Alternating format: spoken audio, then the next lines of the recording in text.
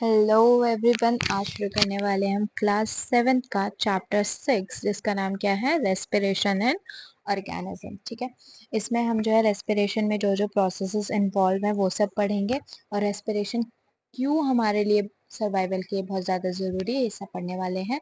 शुरू करते हैं। वन डे बोजू वॉज ईगरली वेटिंग। वन डे जो है, एक दिन जो है बोजू जो है ईगरली वेट कर रहा था अपने ग्रैंड पेरेंट्स के मिलने का, जो कि 1 साल बाद जो है उनके शहर में आने वाले थे।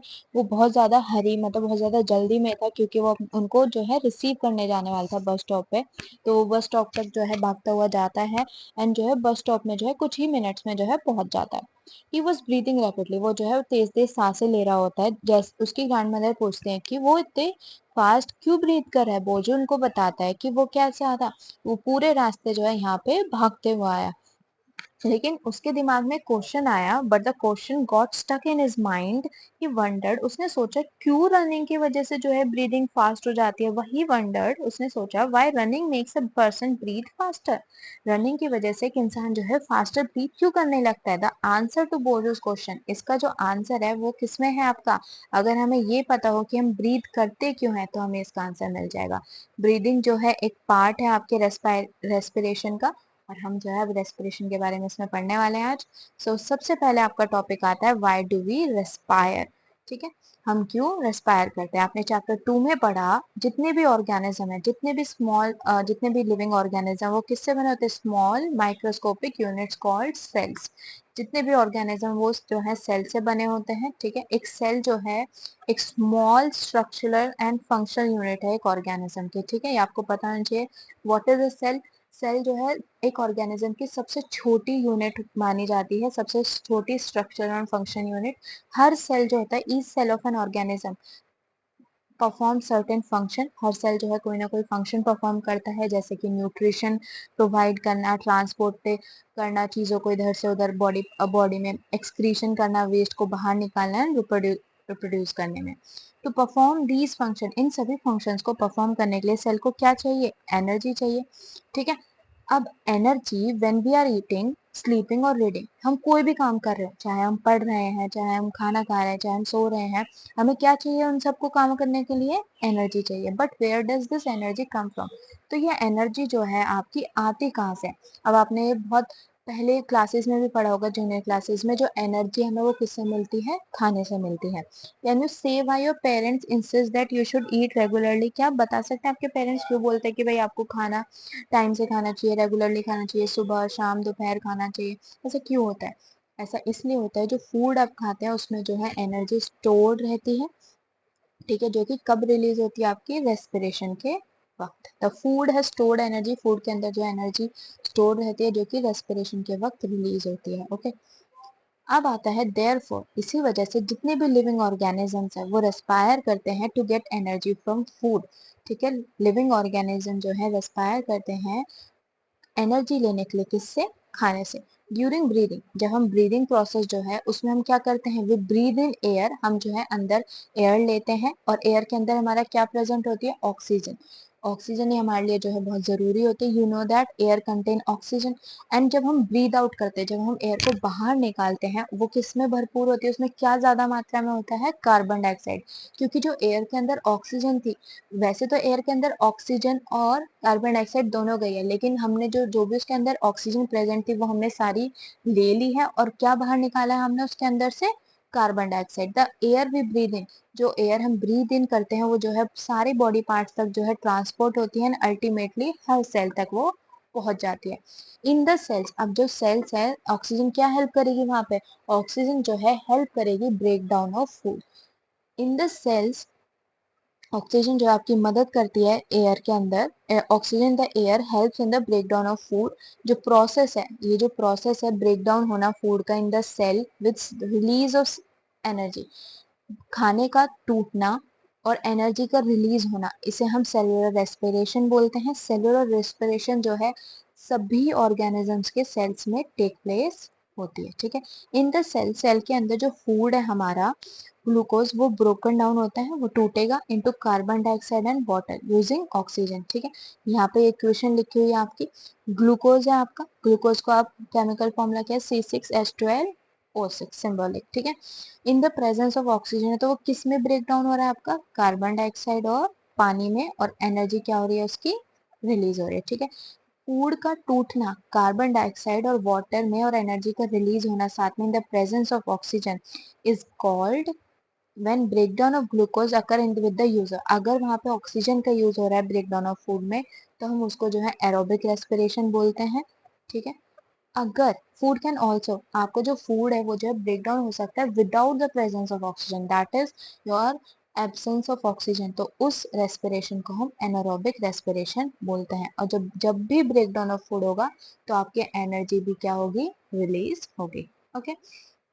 Now you should know that there are some organism, आपको पता होना चाहिए कुछ ऑर्गेनिजम्स ऐसे होते हैं जो कि बिना एयर के सरवाइव कर सकते हैं, ठीक है। In the absence of air they can survive. इसका एग्जाम्पल क्या है आपका, yeast, okay. They are called anaerobes. इन ऑर्गेनिजम्स को हम क्या बोलते हैं, एनारोब्स, क्योंकि ये विदाउट ऑक्सीजन रहते हैं। दे गेट एनर्जी, अब इनको एनर्जी कहाँ से मिलती है, अभी हमने पढ़ा कि एक ऑर्गेनिज्म को काम करने के लिए एनर्जी चाहिए, तो एनारोब्स कहाँ से एनर्जी लेते हैं, they get energy through anaerobic respiration in the absence of oxygen.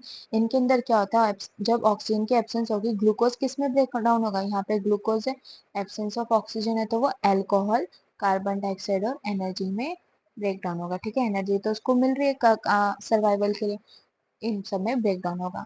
अब आता है आपका ब्लू बॉक्स। ईस्ट जो है सिंगल सेल्ड ऑर्गेनिज्म है, एनारोबिकली रेस्पायर करता है। एनारोबिकली रेस्पायर का मतलब क्या होता है, विदाउट ऑक्सीजन, ठीक है। एंड ड्यूरिंग दिस प्रोसेस जब without oxygen food break down होता है तो हमारा क्या ईल्ड होता है, क्या प्रोड्यूस होता है आपका, एल्कोहल, ठीक है। दे आर देयरफॉर, क्योंकि अल्कोहल प्रोड्यूस हो रहा है तो हम ईस्ट का यूज किस लिए करते हैं, वाइन और बियर बनाने के लिए, okay. Now our muscle cells, जो हमारे मसल सेल्स होते हैं वो कैसे रेस्पायर करते हैं, एनोरोबिकली, ठीक है, मतलब कि विदाउट ऑक्सीजन, लेकिन सिर्फ कुछ ही समय के लिए, for a short period of time, when there is a temporary deficiency of oxygen. जब भी आपकी बॉडी में अगर कमी आती है ऑक्सीजन की तो आपके मसल सेल्स कैसे रेस्पायर करना शुरू कर देते हैं, एनारोबिकली, ठीक है। ड्यूरिंग हैवी एक्सरसाइज, ऐसा कब होता है, जब बहुत ज्यादा हैवी एक्सरसाइज करें, फास्ट रनिंग करें, साइकिलिंग, वॉकिंग, या बहुत घंटों से जो है वॉकिंग, वॉकिंग मतलब बहुत घंटों से आप वॉकिंग कर रहे हैं, हैवी वेट लिफ्टिंग कर रहे हैं, और इस ऐसी एक्सरसाइजेज में क्या होता है, जो डिमांड है एनर्जी की वो क्या हो जाती है, बढ़ जाती है, लेकिन आपकी बॉडी के अंदर जो सप्लाई ऑफ ऑक्सीजन है वो तो उसी लिमिटेड अमाउंट में, तो इस वजह से आपकी बॉडी में एनारोबिक रेस्पिरेशन टेक प्लेस करती है इन द मसल सेल्स, ताकि वो जो डेफिशिएंसी ऑक्सीजन की उसको क्या कर सके, वो फुलफिल कर सके। इसको हम इक्वेशन में कैसे लिखेंगे, ग्लूकोज मसल्स के अंदर एब्सेंस ऑफ ऑक्सीजन है, ग्लूकोज से क्या बन रहा है यहाँ पे, लैक्टिक एसिड, और एनर्जी आपकी रिलीज हो रही है, ठीक है। अब लैक्टिक एसिड में ग्लूकोज जो है चेंज होता है, मतलब कि कन्वर्ट होता है। लैक्टिक एसिड आपका जो है योगर्ट में भी पाया जाता है। उसके बाद नेक्स्ट आता है आपका, हैव यू एवर वंडर, क्या आपने कभी सोचा why you get muscle cramps after heavy exercise, मतलब अगर आपने आज हैवी एक्सरसाइज करी है, जो एथलीट्स होते हैं उन्होंने बहुत ज्यादा आज हैवी एक्सरसाइज करे तो उनको जो है मसल क्रैम्प्स आते हैं, ठीक है। द क्रैम्प्स अकर, ऐसे क्रैम्प्स आते क्यों हैं, the cramps occur when muscle cell, जो आपके मसल सेल्स होते हैं वो कैसे रेस्पायर कर रहे होते हैं, एनारोबिकली। अगर आपके मसल सेल्स एनारोबिकली रेस्पायर करते हैं तो आपके जो है क्रैम्प्स आते हैं, जो पार्शियल ब्रेक डाउन है ग्लूकोज का प्रोड्यूसेस लैक्टिक एसिड, और इसमें क्या होता है, एनारोबिकली करने पे जो ब्रेक डाउन है ग्लूकोज का वो क्या होता है, लैक्टिक एसिड में होता है पार्शली। जो एक्यूमुलेशन है, और ये एक्यूमुलेशन होना, कलेक्शन होना, इकट्ठा होना लैक्टिक एसिड का आपके जो है मसल क्रैम्प्स जो है करता है। हमें जो है क्रैम्प से रिलीफ मिल सकता है अगर आप जो एथलीट्स हैं, आपने देखा होगा कि उन्होंने अगर हैवी एक्सरसाइज करे वो यूजली क्या करते हैं, हॉट वाटर बाथ लेते हैं या फिर मसाज करवाते हैं, जिससे कि उनको रिलीफ मिलता है। अब बता सकते हैं आप क्यों करते हैं, इससे क्या होता है कि हॉट वाटर बाथ और मसाज जो है उनका जो सर्कुलेशन ऑफ ब्लड है उसको इम्प्रूव करता है, जिसकी वजह से क्या होता है, जो सप्लाई ऑक्सीजन की मसल सेल में वो बढ़ जाती है, और इंक्रीज होना इस सप्लाई ऑफ ऑक्सीजन का आपका जो है कंप्लीट ब्रेक डाउन होता है उस लैक्टिक एसिड का, किस में हो जाएगा, वो फाइनली कन्वर्ट फिर कार्बन डाइऑक्साइड और वाटर में। वो क्योंकि प्रॉपर ऑक्सीजन सप्लाई नहीं हो रही थी तो वो लैक्टिक एसिड में बदल रहा था, लेकिन अगर उसको प्रॉपर सप्लाई होगी तो कार्बन डाइऑक्साइड और वाटर में ही बदलेगा, ठीक है, चेंज होगा। Now is your second topic, that is your breathing. Breathing जो है आपका रेस्पिरेशन का जो है पार्ट है। आपकी आप आपको क्या करना है, इसमें अपने नोस्ट्रिल्स को जो है बंद करना है एंड माउथ को tightly and look at a watch, और वॉच को देखना है। आप स्टॉप वॉच यूज कर सकते हैं तो आपकी आसानी होगी टाइम को कैलकुलेट करना। What did you feel after some time, आपको अगर आप माउथ और नोज को अगर बंद कर देंगे तो आप कुछ देर बाद क्या नोटिस करेंगे, आपको जो है सांस लेने में दिक्कत आ रही है, आप ज्यादा लंबे समय तक जो है उनको बंद नहीं रख पाएंगे। ठीक है, नोट डाउन द टाइम, आपको जो है टाइम नोट डाउन करना है, कब तक आप जो अपनी ब्रेथ को जो है होल्ड कर पाए। ठीक है, सो नाउ यू नो, अब आपको पता चल गया होगा हम लंबे समय तक जो है अपनी ब्रीदिंग को कंट्रोल नहीं कर सकते हैं। ठीक है, ब्रीदिंग का मतलब क्या होता है, एयर को लेना, ठीक है, जो कि ऑक्सीजन में रिच है, और एयर को गिविंग आउट एयर, और एयर को बाहर निकालना जो कि किस में रिच है, कार्बन डाइऑक्साइड में। इसका मतलब क्या हुआ, हम एयर को ले रहे हैं, ठीक है, जिसमें कि ऑक्सीजन ज्यादा है। ठीक है, और हम क्या आउट करते हैं, एयर वो वाली बाहर निकालते हैं जो भी हमारे बॉडी पार्ट से कार्बन डाइऑक्साइड है उस सबको जो है हम बाहर निकाल देते हैं, जो इस वजह से वो कार्बन एयर जो है कौन सी होती है, जो हम ब्रीद आउट करते हैं वो एयर जो है कार्बन डाइऑक्साइड में रिच होती है। ठीक है, with the help of respiratory organs, the taking in on of air, जो हम ये एयर अंदर ले रहे हैं जो कि ऑक्सीजन में रिच है, into the body is called inhalation। ठीक है, एयर का अंदर लेना अपनी बॉडी के इनहेलेशन कहलाता है, एंड एयर को फिर बाहर निकालना, आप जो कि कार्बन डाइऑक्साइड में रिच है उसको हम एक्सहेलेशन बोलते हैं। ये कंटिन्यूस प्रोसेस है, इनहेलेशन एक्सहेलेशन जो है कंटिन्यूसली चलता रहता है आपका हर वक्त, which goes on all the time and through out your life. ठीक है, पूरे आपके ऑर्गेनिज्म की जो लाइफ होती है, जिनकी होती है टिल बर्थ टू डेथ, ये आपका चलता रहता है। द नंबर ऑफ टाइम्स, मतलब कि बर्थ के आप जब बॉडी के अंदर होते हो मदर की, उसके वक्त भी चलता रहता है। The number of times a person breathe, एक ब्रीदिंग रेट क्या होता है, एक इंसान कितने नंबर ऑफ टाइम जो है ब्रीद कर रहा है। ठीक है, कितने नंबर ऑफ टाइम्स वो ब्रीद कर रहा है उसे हम क्या बोलते हैं, ब्रीदिंग रेट। ब्रीदिंग रेट में क्या है, इनहेलेशन एक्सहेलेशन जो है ऑल्टरनेटली प्लेस करता है। ऑल्टरनेटली मतलब पहले इनहेलेशन फिर एक्सहेलेशन, फिर इनहेलेशन फिर एक्सहेलेशन, इनहेलेशन एक्सहेलेशन, ये ऑल्टरनेटली जो है टेक प्लेस करते हैं। एक ब्रेथ का मतलब क्या होता है, अ ब्रेथ मीन्स, एक ब्रेथ का मतलब क्या होता है आपका एक इनहेलेशन और एक एक्सहेलेशन। ठीक है, would you like to find out your breathing rate, क्या आपको अपना ब्रीदिंग रेट पता करना है कितना है, क्या आपको जानना है कि आपको जो ब्रीदिंग रेट है वो कांस्टेंट है, क्या सेम रहता है हर वक्त जितनी बार आप करके देखेंगे, या वो चेंज होता है according to the requirement of oxygen, या फिर उस आपकी बॉडी में कितनी जरूरत है उसकी ऑक्सीजन की, उसके हिसाब से वो बदल रहा है। ये हम फॉलोइंग एक्टिविटी करके 6.2 एक्टिविटी करके जो है पता करने वाले हैं। जनरली हम जो है ब्रीथ कर रहे हैं हमें ऐसे एहसास नहीं होता है, बट आप जो अपने रेट ऑफ ब्रीदिंग को जो है पता कर सकते हैं अगर आप कोशिश करेंगे। Breathe in and out normally, आपको normally in and out breathe करना है। फाइंड आउट, आपको फाइंड आउट करना है, अपने स्टॉप वॉच ले सकते हैं आप कितनी बार ब्रीद इन कर रहे हैं और कितनी बार ब्रीद आउट कर रहे हैं।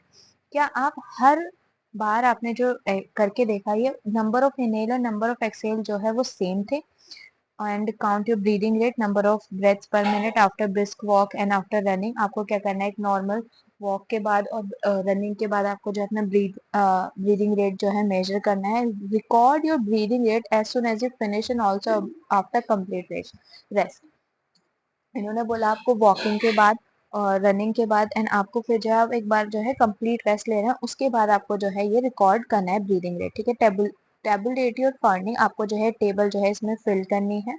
उसके बाद आपको अंदर डिफरेंट कंडीशन और आपने क्लासमेट्स के साथ भी ये ऑब्जर्वेशन इस टेबल में लिखनी है। From the above activity you must have realise, ऊपर वाली एक्टिविटी से अब आपको समझ में आ होगा, जब भी एक इंसान को, जब भी एक पर्सन को जो है एक्स्ट्रा एनर्जी चाहिए होती है तो वो फास्टर जो है ब्रीथ करता है। ठीक है, अब जैसे हमने फर्स्ट स्टार्टिंग में पढ़ा था, वो जो क्या कर रहा था, जब वो रनिंग कर रहा था तो वो रनिंग करने के बाद जब जैसे स्टॉप हुआ तो उसकी ब्रीदिंग रेट क्या हो गया था, फास्ट। क्यों, क्योंकि उसको जो है ज्यादा अमाउंट ऑफ एनर्जी चाहिए थी। अब as a result more oxygen, as a result जैसे कि हमने पढ़ा फ्रॉम द बैक्टीरिया, हमने पढ़ा कि जब भी इंसान को जो है एक्स्ट्रा एनर्जी चाहिए होती है तो वो ब्रीदिंग रेट उसका फास्ट हो जाता है। As a result more oxygen जो है उसको सप्लाई की जाती है उसके सेल्स तक। इट स्पीड अप, अब जैसे जैसे ज्यादा सप्लाई की जाएगी ऑक्सीजन तो उसका जो स्पीड अप है ब्रेक डाउन ऑफ फूड वो भी क्या होता जाएगा, फास्ट होगा, और मोर एनर्जी और उतनी ज्यादा एनर्जी जो है रिलीज होगी। क्या ये आपको एक्सप्लेन कर रहा है कि जब हम बहुत ज्यादा फिजिकल एक्टिविटी कर लेते हैं किसी दिन तो हमें जो है बहुत ज्यादा हंग्री फील होता है। क्यों? क्योंकि हमारी बॉडी को उतनी ज्यादा एनर्जी चाहिए होती है, ठीक है। व्हेन यू फील ड्राउजी, अगर आपको ड्राउजी फील हो रहा है, चक्कर आ रहा है, does your breathing rate slow down? Yes. क्या बॉडी को, does your body receive sufficient oxygen? ऐसा हो सकता है कि आपकी बॉडी को जो सफिशिएंट ऑक्सीजन नहीं प्राप्त हो रही है। ओके, ब्लू बॉक्स पढ़ लेते हैं। ऑन एवरेज अगर हम देखें एक अडल्ट ह्यूमन बीइंग जो है एट रेस्ट ब्रीद इन, अगर वो रेस्ट पोजीशन पे है उसके बाद वो अपना ब्रीदिंग रेट नाप रहा है तो उसका जो 15 to 18 टाइम्स जो है वो ब्रीथ करता है। ड्यूरिंग हैवी एक्सरसाइज के बाद जो उसका ब्रीदिंग रेट है वो कितना हो जाता है?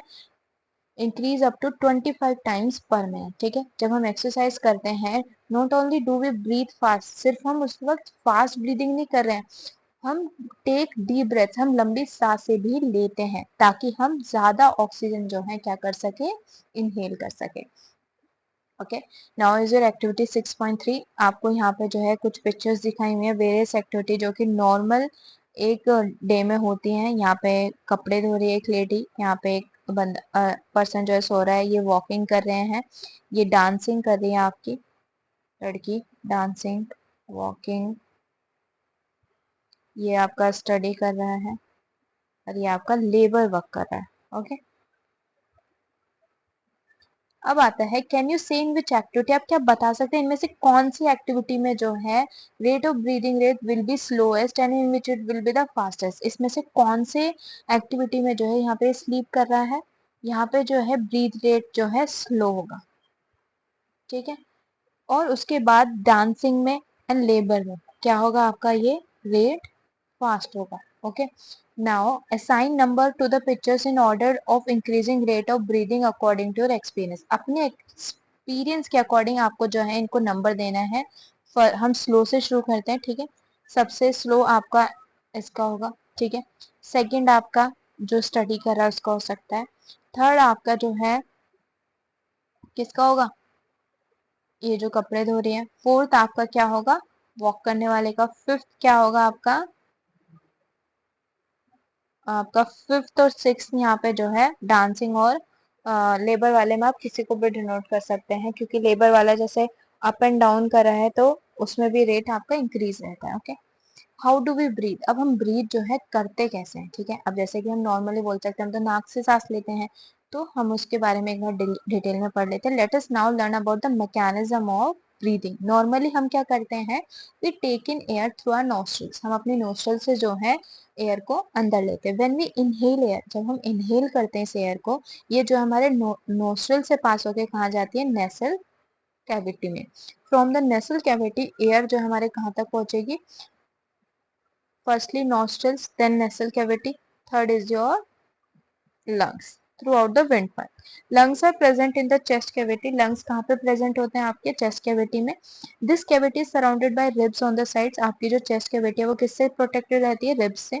A large muscular sheet called diaphragm. आपके chest cavity के नीचे की तरफ जो है diaphragm होता है, ठीक है, ऐसे forms the floor of the chest cavity. Figure 6.4 में हम देख सकते हैं, दिस इज योर, ठीक है। ये आपकी रिब केज है, यहाँ पे आपके ये दोनों लंग्स हैं, ये रहे लंग्स, और ये आपका क्या है? नीचे डायफ्राम। ओके, सबसे पहले हमने नोस्ट्रिल से जो है सांस ली, ये जो है आपके अंदर जाएगा, फिर आपका आता है लंग्स तक जाएगा ये, ठीक है। उसके बाद हमने यहाँ पे देखा breathing involve the movement of the diaphragm and the rib cage. Breathing के अंदर जो है किसकी मूवमेंट हमने देखी? डायफ्राम की और रिब केज की।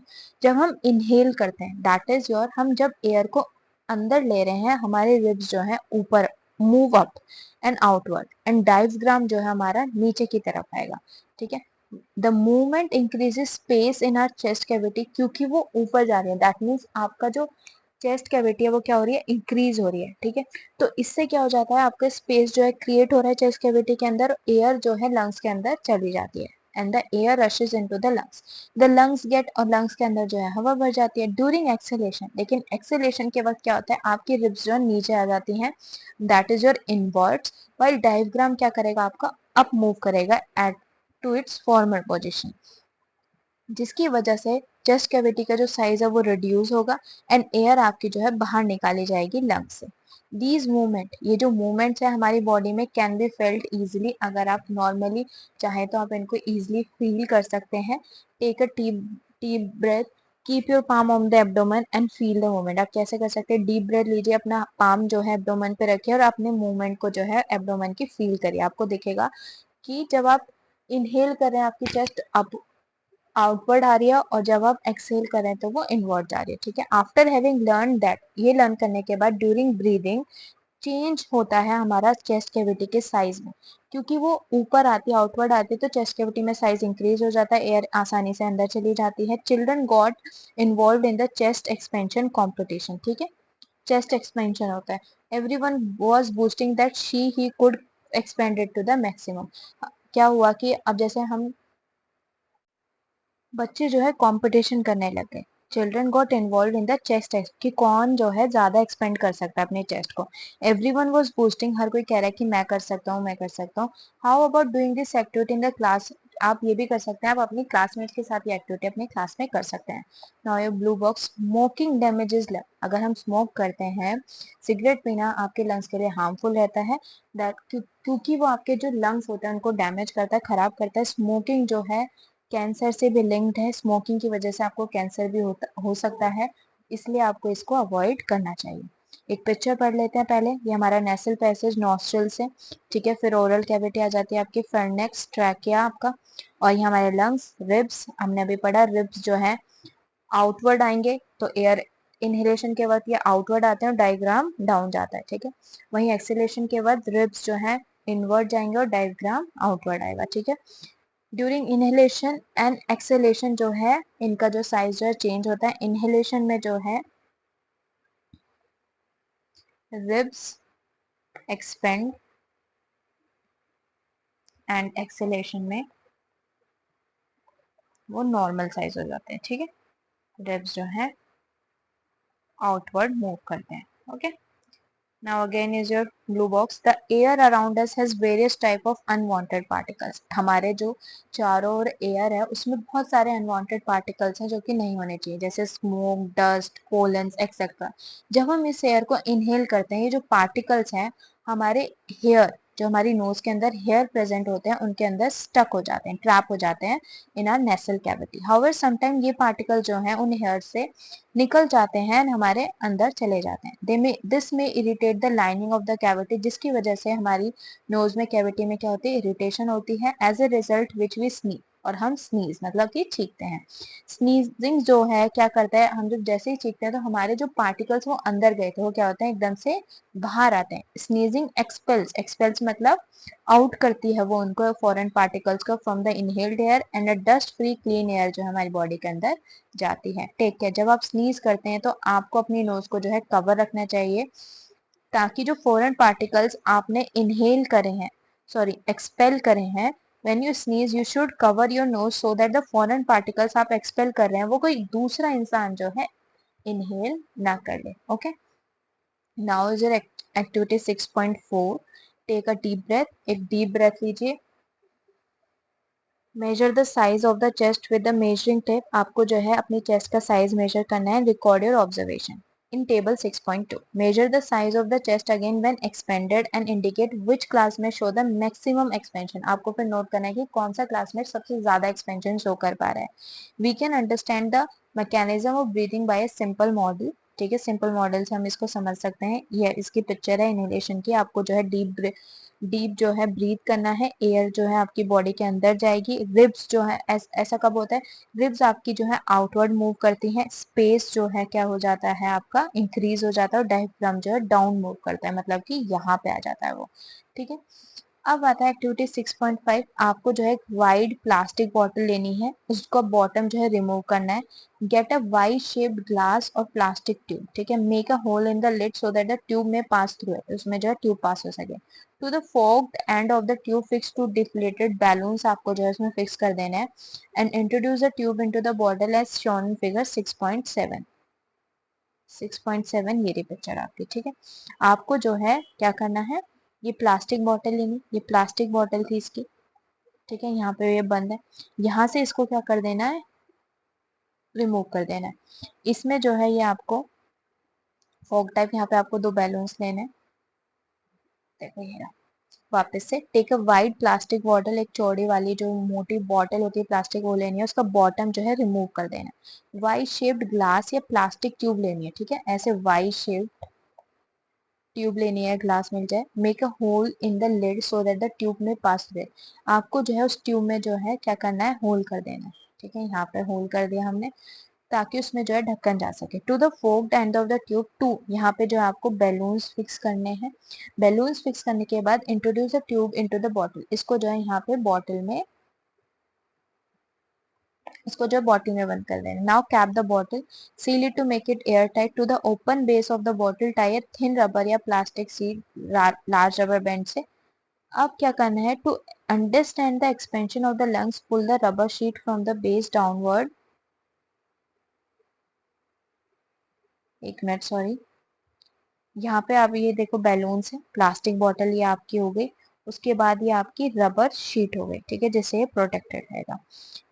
एक्सपेंशन अगर आपको अंडरस्टैंड करना है लंग्स का, आपको रबर शीट जो है आपको क्या करनी है, पुल करनी है, मतलब कि खींचनी है from the base downward and watch the balloons, और बैलून्स को देखना है क्या होगा। एक बार मैं आपको इसको यहाँ से इरेज करके दिखा देती हूँ। जैसे कि ये आपकी रबर शीट है, ठीक है, इसको अगर आप नीचे से खींचेंगे, ठीक है, पुल करेंगे, तो क्या होगा, बैलून्स का जो है साइज क्या होगा, वो इंक्रीज होगा अगर हम इसे खींच रहे हैं, ठीक है। Next push the rubber plastic sheet up, अगर हम इसको ऐसे अप मतलब कि अंदर की तरफ करेंगे तो बैलून्स का साइज क्या हो रहा है आपका, डिक्रीज हो, ठीक है। Did you see any change in the balloons? Yes, हमने बता दिया, जब हम उसे पुश कर रहे थे तो बैलून्स फूल रहे थे, और जब हम उसे अंदर की तरफ पुश कर रहे थे तो वो क्या हो रहे थे, डिक्रीज हो रहे थे। अगर हम पुल करेंगे तो इंक्रीज होगा, पुश करेंगे तो डिक्रीज होगा। What do balloons in this model represent? इस मॉडल में बैलून्स क्या रिप्रेजेंट कर रहे हैं, lungs. And what does the rubber sheet represent, और रबर शीट क्या रिप्रेजेंट कर रही है, आपकी chest. Okay, now you should be able to explain, और अब जो है आप मैकेनिज्म जो है ब्रीदिंग का वो आसानी से एक्सप्लेन कर पा रहे हैं, ठीक है।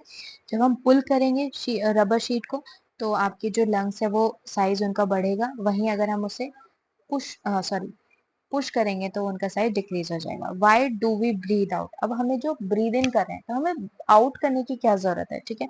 इसके लिए भी एक एक्टिविटी पढ़ लेते हैं। Take a cylinder, clean test tube लेनी है आपको, एंड या फिर प्लास्टिक बॉटल भी ले सकते हैं, उसके अंदर आपको होल करना है in its leg. Fix it on the bottle, pour some freshly prepared lime water उसके अंदर डालना है in the test tube, and insert a plastic straw through the hole in the lid in such a way that dips in lime water. Now blow gently through the straw few times. blow करेंगे, क्या lime water में कुछ changes देखने को मिलेंगे? क्या आप बता सकते हैं क्या चेंजेस आपको देखने को मिल रहे हैं? आपने चैप्टर 5 में भी पढ़े थे कि हमने पढ़ा था चैप्टर 5 में जो कार्बन डाइऑक्साइड की प्रेजेंस है वो लाइम वाटर को क्या कर देती है, मिल्की कर देती है, ठीक है। अब हमने क्या करा है, अपनी बॉटल ली है, उसके अंदर जो है लाइम वाटर ये सब करा। You are aware that air we inhale exhale is a mixture, हमें पता है कि जो हम एयर इनहेल या एक्सेल कर रहे हैं उसमें बहुत सारी गैसेस का मिक्सचर होता है, तो हम एक्सेल क्यों करते हैं? Do we exhale only carbon dioxide और मिक्सचर, क्या हम जो एक्सेल कर रहे हैं सिर्फ कार्बन डाइऑक्साइड एक्सेल कर रहे हैं या फिर मिक्सचर ऑफ गैसेस एक्सेल कर रहे हैं? You must have also observe, आपने ऑब्जर्व करा होगा कि अगर आप एक्सेल करते हैं मिरर पे तो उस पे जो एक मॉइस्चर की जो फिल्म है वो देखने को मिलती है। तो ये ड्रॉपलेट्स कहाँ से आती है, ये जो ड्रॉपलेट्स हैं उस मिरर के अंदर, मिरर के ऊपर कहाँ से आ रही है, ठीक है।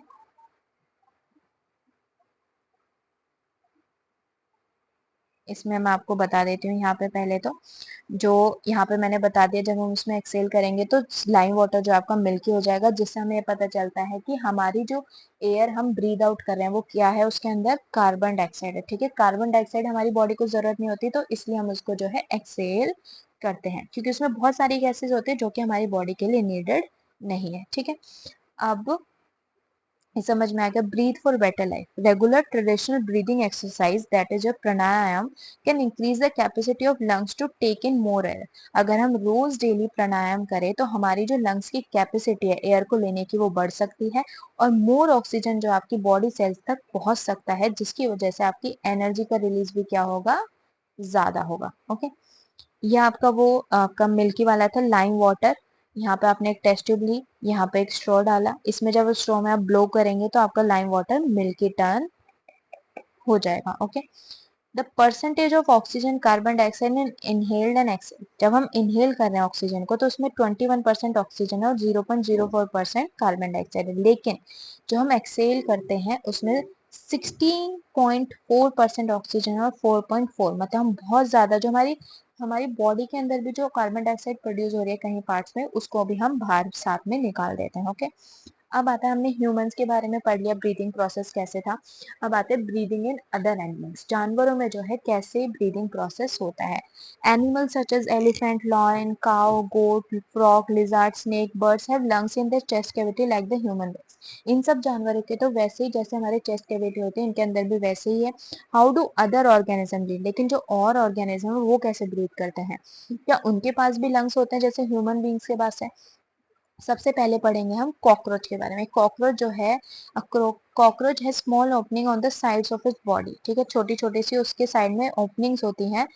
Other insect also have similar, वैसे ही और भी इंसेक्ट के सिमिलर ओपनिंग्स होती हैं। इन ओपनिंग्स को क्या बोलते हैं हम, spiracles. Insect have a network of air tube called trachea. यहाँ पे हम जो है पिक्चर देख पा रहे हैं ट्रैकियल सिस्टम की, ठीक है, यहाँ पे जो ट्यूब्स देख पा रहे हैं क्या है, ये ट्रैकियल सिस्टम है इनका। इसी के थ्रू क्या करते हैं वो insect have a network of air tubes called trachea for gas exchange, इसी के थ्रू वो जो है गैस एक्सचेंज करते हैं, मतलब in and out. Oxygen rich air जो है इनके स्पिरिकल्स में अंदर जाती है into the tracheal tubes and diffuse करती है बॉडी टिश्यू के साथ और हर सेल तक जो है पहुंच पाती है, ठीक है। इधर से इन्होंने जो है ऑक्सीजन जो है ली, हर सेल में जो है बॉडी के गई वो कॉकरोच और इंसेक्ट के, और फिर क्या करेगी, डिफ्यूज हो जाती है। सिमिलरली कार्बन डाइऑक्साइड जो है फ्रॉम द सेल्स, और जो कार्बन डाइऑक्साइड उन सेल्स में प्रेजेंट है वो क्या करेगी, वो कार्बन डाइऑक्साइड जो क्या होगी वो बाहर निकल जाएगी और ऑक्सीजन क्या होगी वो अंदर जाएगी। Through tracheal tubes and spiracles के थ्रू वो बाहर आ जाती है, उन्हीं के थ्रू ऑक्सीजन अंदर जाती है। दीज एयर ट्यूब्स और ट्रैकिया आर फाउंड, ये जो ट्रैकिया है ट्यूब्स हैं ये सिर्फ कहाँ पाई जाती है, इंसेक्ट्स में, ना कि किसी और ग्रुप ऑफ एनिमल्स में, ये सिर्फ इंसेक्ट्स में पाई जाती हैं आपकी, ठीक है। Next is your earthworm. आपने चैप्टर 6 क्लास 6 में पढ़ा था, अर्थवॉर्म जो है कैसे ब्रीथ करते हैं, थ्रू देयर स्किन। जो स्किन है अर्थवॉर्म की वो मॉइस्ट होती है एंड स्लाइमी होती है टचिंग में। गैस जो है इनके थ्रू इजिली पास ऑन हो सकते हैं थ्रू, ठीक है। तो हमारा अर्थवॉर्म का क्या हो गया, आपका स्किन। ओके, दो frogs have a pair of lungs. अब जो फ्रॉग्स होते हैं हमारे, उनके लंग्स भी होते हैं like human beings, they can also breathe through their skin, लेकिन वो अपनी स्किन के थ्रू भी क्या कर सकते हैं, ब्रीदिंग कर सकते हैं, which is moist and slippery, क्योंकि उनकी स्किन भी कैसी होती है, मॉइस्ट एंड स्लिपरी होती है। अब आता है, Boojho has seen in television program that whales and dolphins often come up to the water surface. Boojho ने टीवी में देखा था कि जो डॉल्फिन्स होती है, व्हेल्स होती हैं, वो बार बार जो है ज्यादातर क्या आती है, वो सरफेस ऑफ वाटर पे आती रहती है।